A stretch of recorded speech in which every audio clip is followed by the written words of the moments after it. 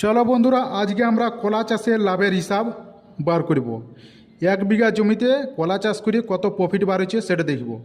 তাহলে সবার প্রথমে খরচের বিবরণটা দেখব। কলা চারা 900টি পিস আনা হয়েছে, এর খরচ হয়েছে 10,000 টাকা।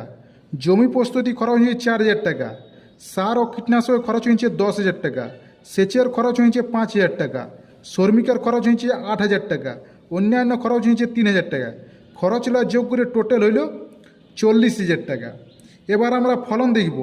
তাহলে 900টি গাছ থেকে প্রায় 10 থেকে 12 টন কলা হয়ে থাকে, অর্থাৎ 10,000 থেকে 12,000 কেজি কলা হয়ে থাকে।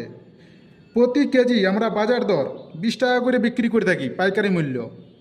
এখান থেকে মোট আয় বার করব।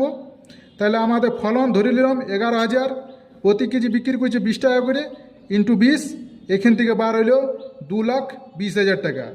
এবার আমরা এখান থেকে নেট লাভ বার করব। তাহলে আমাদের মোট আয় হয়েছে 2,20,000, এখান থেকে খরচটা বাদ দেবো 40,000 টাকা, এখান থেকে বার হইল 1,80,000 টাকা। এবার আমরা 10 বিঘার নেট লাভ বার করব। তাহলে 10 ইন্টু 1,80,000, এখান থেকে বার হইল 18 লাখ টাকা। বন্ধু, কলা চাষ করো, কলা প্রচুর লাভ, প্রচুর লাভ।